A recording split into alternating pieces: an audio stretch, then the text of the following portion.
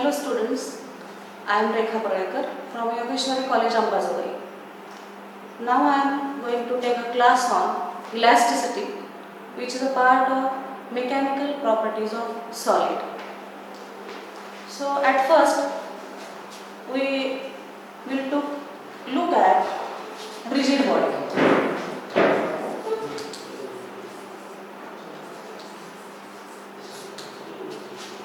So in rotational motion, actually,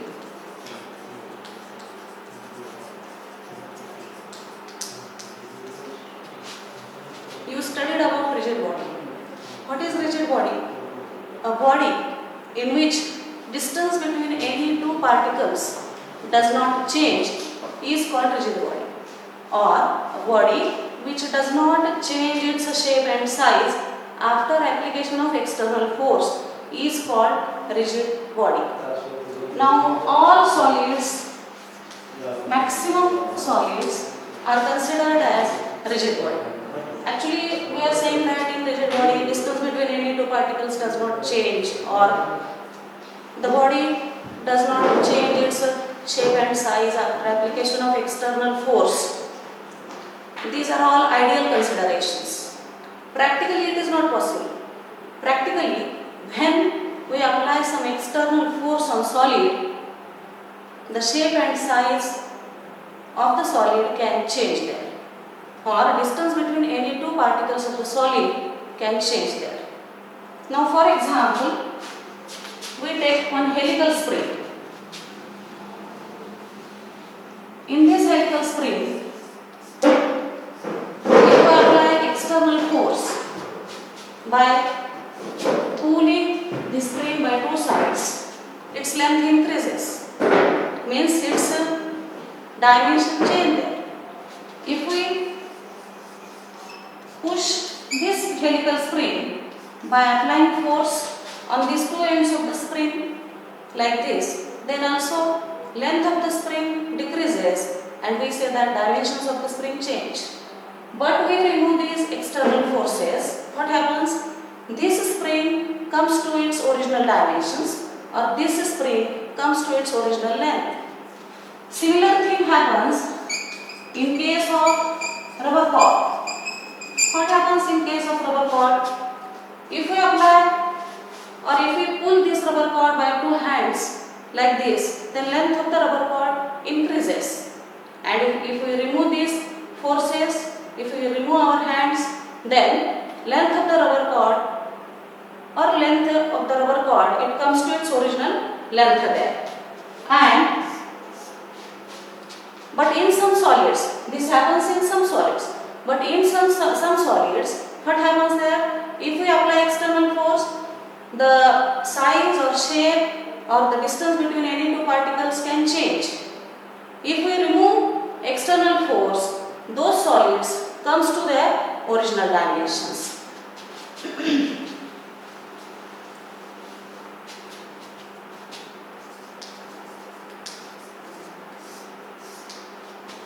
Now, already I said, in some solids easily change their dimensions or size or shape by the application of external forces, and they again regain to their original dimensions by the removal of external forces. But some solids, they do not easily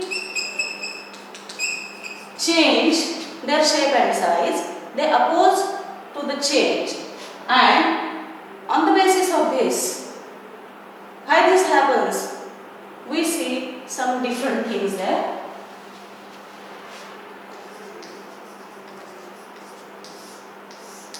So in solids, actually atoms and molecules are placed in some geometric arrangement naturally. Now, the distance between these atoms and molecules are fixed in solids, and when we apply some external force, what happens in solids? These atoms, these molecules of the solid, they vibrate about their equilibrium position, they do not change their places, they do not move from the places, and because of of this, these solids have definite shape and size. But we apply some external force in some different manner. Then what happens? These atoms and molecules in these solids, they replace their positions, they displace from their equilibrium positions, and at that time only the internal restoring forces are created in the solids which try to take these atoms and molecules to the equilibrium positions, to the original configurations. And when we apply external force, these atoms and molecules displace. But when we remove external force, these internal elastic forces, they keep these atoms and molecules to the original configuration. And then we say that solid, that material body comes to its original dimensions. It came to its original configuration. Now, it is possible up to some certain limit only. If this limit is crossed, this is not possible.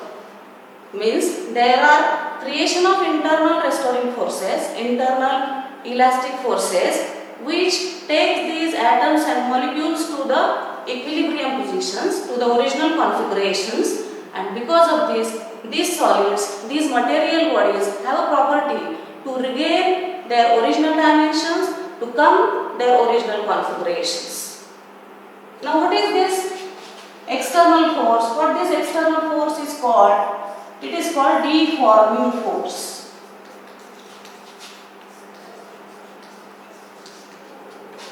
Now when a force is applied to the solids, the shape or size or both change because of displacement of atoms and molecules from the original positions. This happens. And this force, because of which this happens, that the change in shape or size or both happens, that is called deforming force. And the change which occurs in these solids because of application of deforming force is called deformation. What is deformation? That is the change which occurs in these solids in shape or in size or in both. So this deformation is directly proportional to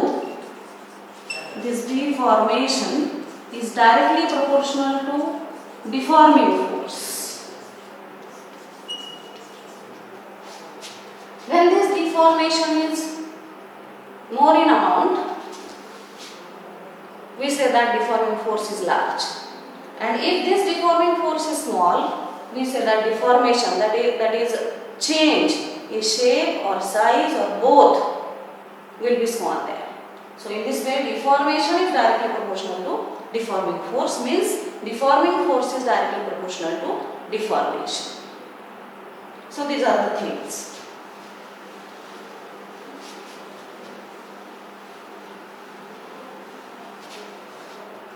Now we do two different examples here. We take one spring and we take another thing, that is clay. In case of spring, already we have seen that when this spring is applied by some external force, its length increases. If force is applied in opposite direction, like this, its length decreases. It means there are changes in dimensions of this spring. But when we remove external force applied to the spring, what happens? This spring comes to its original dimensions. Here also, when we remove external forces, this spring comes to its original length, which is compressed, that will again comes to its original length. Here, which is elongated, it comes to its original length. This happens in case of a spring. Same thing happens in case of rubber ball. But when we take clay or mud, what happens? If we apply some external force on this mud or clay, it changes its shape or size, or there are changes in its dimensions. But when we remove external force, this mud or clay does not regain to its original dimensions. So there is a difference in properties between spring and clay. Actually, spring has this property and clay has this property of not regaining to its original dimensions. So according to this, or on the basis of this, the spring and clay has different properties, and we define two different properties. Those are elasticity or plasticity. Elasticity and plasticity. So now we see this elasticity in detail and this plasticity also in detail. So at first we study what is elasticity. Already I explained the example of spring or rubber cord. In this, when the external force is applied, that spring or rubber cord changes its dimensions, that changes its length, and when external force is removed, that spring or rubber cord comes to its original dimensions. So this property, because of which this happens, is called elasticity. This tendency, this property, by virtue of which this happens, is called elasticity. The property by virtue of which the material body regains to its original dimensions, shape or size or both, when deforming force is removed, is called elasticity. What is elasticity? It is a property actually.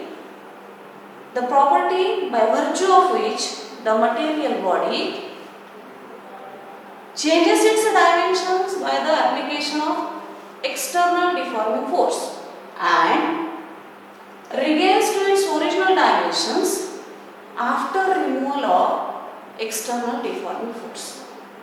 And the material bodies which have this property of elasticity are called elastic bodies.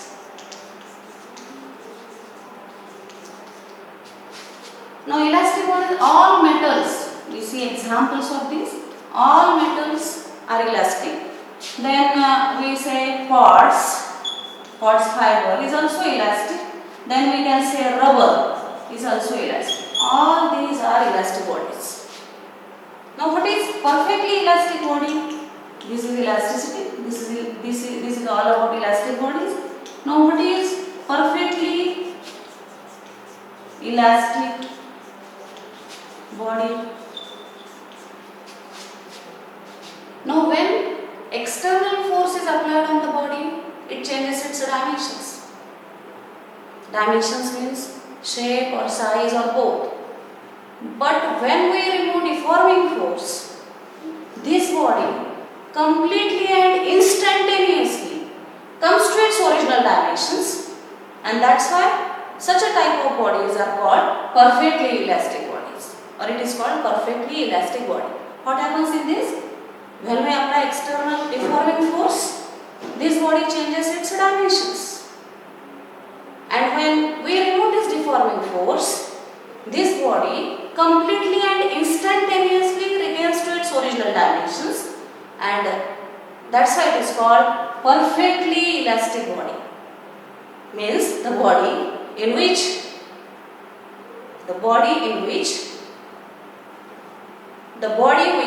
regains its dimensions, the body which changes its dimensions after the application of external force and regains its original dimensions completely and instantaneously is called perfectly elastic body. And we know that perfectly elastic body means it is ideal thing, and ideal things does not exist in the world, and for that we take quartz fiber as perfectly elastic. Quartz fiber we take as perfectly elastic body. So these are the things. Have you understood? What is elasticity? It is the tendency or property by which the body regains to its original dimensions. That is called elasticity. And the bodies which have property of elasticity are called elastic bodies, and examples of these are metals, quartz, rubber, etc. And what is perfectly elastic body? The body which regains its original dimensions completely and instantaneously. That is called perfectly elastic body, and we consider quartz fiber as perfectly elastic body. So this is all about these three things. After this,